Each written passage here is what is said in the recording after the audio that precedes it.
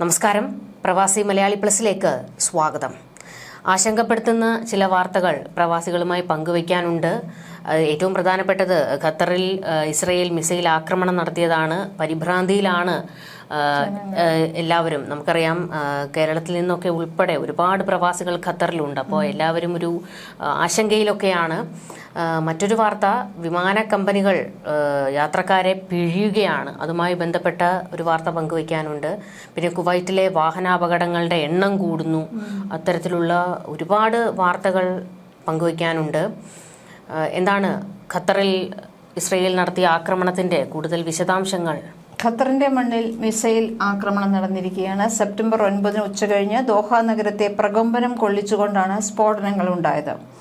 മുതിർന്ന ഹമാസ് നേതാക്കളെ ലക്ഷ്യമിട്ടിട്ടാണ് ഖത്തറിന്റെ തലസ്ഥാനമായ ദോഹയിലേക്ക് ഇസ്രയേൽ ആക്രമണം നടത്തിയത്. ഇത് ഒക്ടോബർ 7 ക്രൂരമായ കൂട്ടക്കൊലയ്ക്ക് നേരിട്ട് ഉത്തരവാദികളായവരെ ലക്ഷ്യമിട്ട് തന്നെ നടത്തിയ ഒരു ആക്രമണം തന്നെയായിരുന്നു എന്ന് ഇസ്രയേൽ പ്രതിരോധ സേന തന്നെ അവകാശപ്പെട്ടിട്ടുണ്ട്.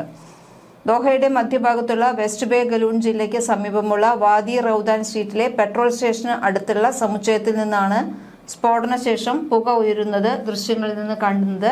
ഇവിടെയെല്ലാം ധാരാളം മലയാളികളും ഉണ്ട് എന്നുള്ളതാണ് ഏറ്റവും നമുക്ക് ഞെട്ടിക്കുന്ന ഒരു കാര്യം. 15 ഇസ്രയേലി യുദ്ധവിമാനങ്ങൾ ഉൾപ്പെട്ട ഈ ഓപ്പറേഷനിൽ ഒരൊറ്റ ലക്ഷ്യത്തിലേക്ക് 10 യുദ്ധോപകരണങ്ങൾ ഒരുമിച്ച് പ്രയോഗിച്ചു എന്നാണ് ഇസ്രയേലി മാധ്യമങ്ങൾ തന്നെ റിപ്പോർട്ട് ചെയ്യുന്നത്. 2012 മുതൽ ഖത്തർ ഹമാസിന്റെ രാഷ്ട്രീയ ബ്യൂറോയ്ക്ക് ആതിഥേയത്വം വഹിക്കുന്നുണ്ട്. ഒക്ടോബർ 7 ആക്രമണത്തിന് ശേഷം ഇസ്രയേലും ഹമാസും തമ്മിലുള്ള പരോക്ഷ ചർച്ചകളിൽ ഖത്തർ നിർണായക പങ്കാണ് വഹിച്ചിരുന്നത്.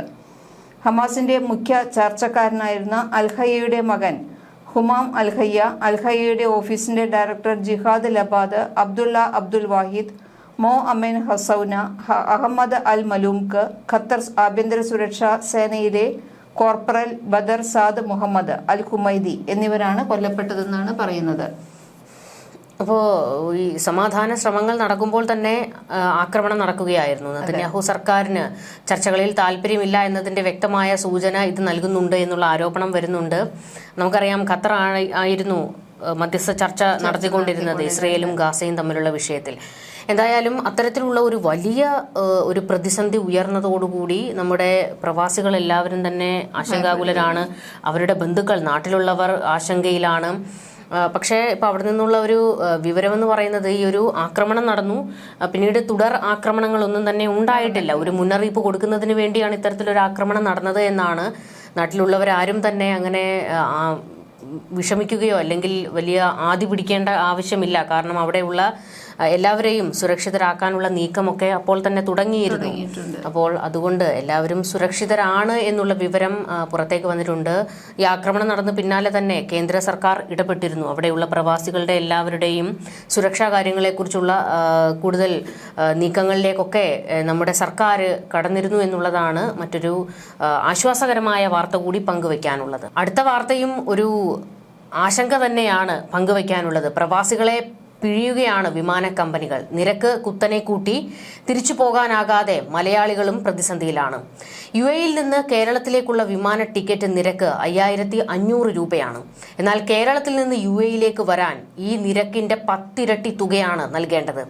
സീസണിന്റെ പേരിലാണ് ഒരേ യാത്രാ ദൂരമുള്ള 2 സെക്ടറുകളിലേക്ക് വിമാന ടിക്കറ്റ് നിരക്കിൽ വ്യത്യാസം വരുന്നത്. ഗൾഫിലെ സ്കൂളുകൾ തുറന്ന് 2 ആഴ്ച കഴിഞ്ഞിട്ടും കേരളത്തിൽ നിന്ന് UAE-യിലേക്കുള്ള വിമാന ടിക്കറ്റ് നിരക്ക് കുറഞ്ഞിട്ടില്ല.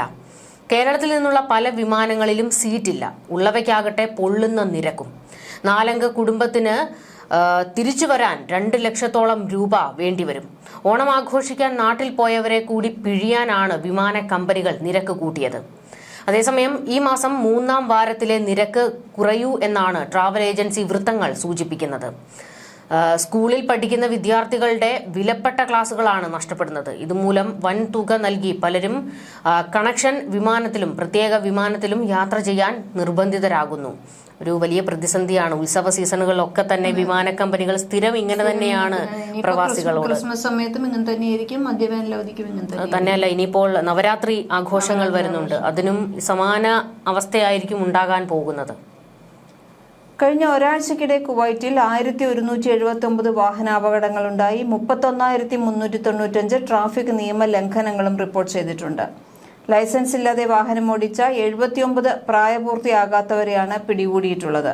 കഴിഞ്ഞ ഒരാഴ്ചയ്ക്കിടെ രാജ്യത്ത് 1179 വാഹനാപകടങ്ങൾ റിപ്പോർട്ട് ചെയ്തതായാണ് ആഭ്യന്തര മന്ത്രാലയം അറിയിച്ചത്. ഈ അപകടങ്ങളിൽ 180 പേർക്ക് പരിക്കേറ്റിട്ടുമുണ്ട്. ഓഗസ്റ്റ് 30 മുതൽ സെപ്റ്റംബർ 5 വരെയുള്ള കണക്കുകളാണ് മന്ത്രാലയം പുറത്തുവിട്ടത്.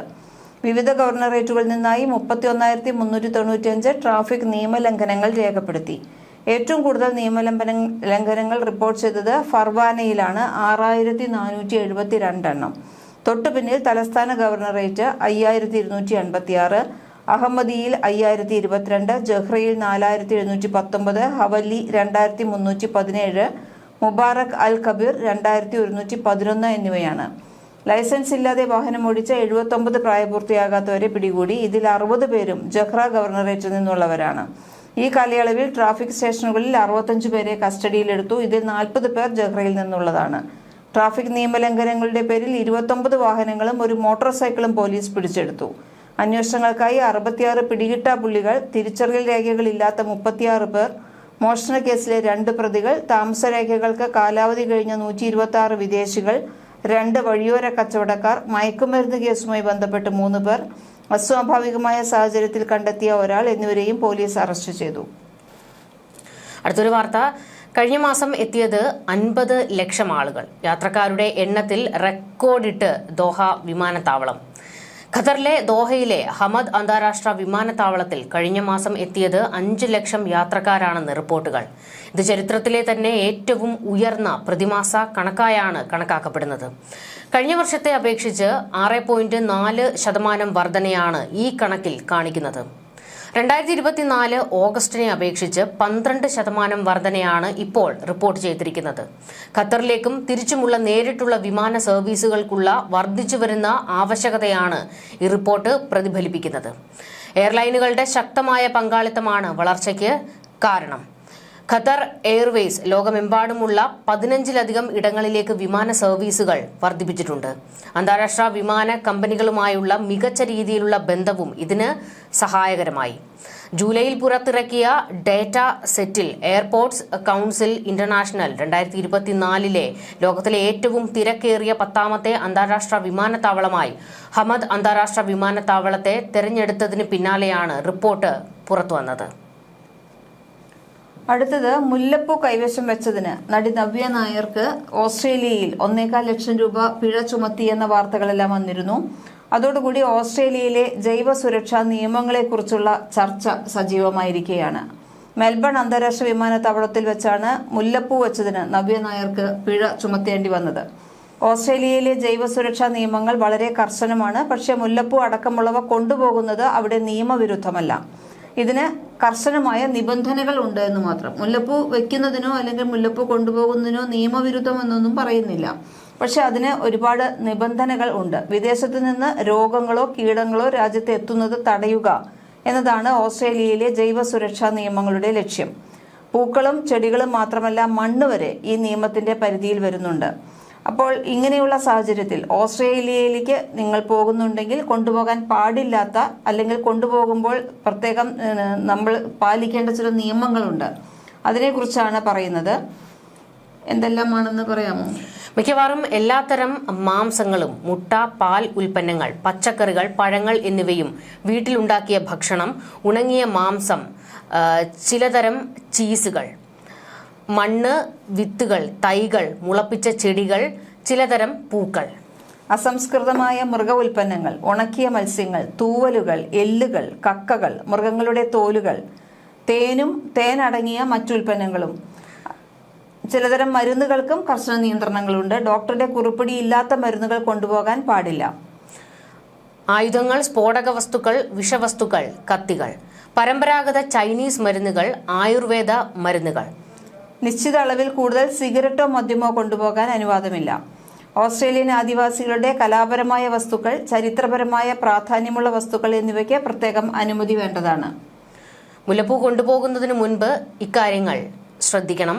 എയർപോർട്ടിൽ വെച്ച് തന്നെ അധികൃതരെ അറിയിക്കണം. ഇതിനായി വിമാനത്തിൽ നിന്നും ലഭിക്കുന്ന ഇൻകമിംഗ് പാസഞ്ചർ കാർഡ് ഉപയോഗിക്കാം.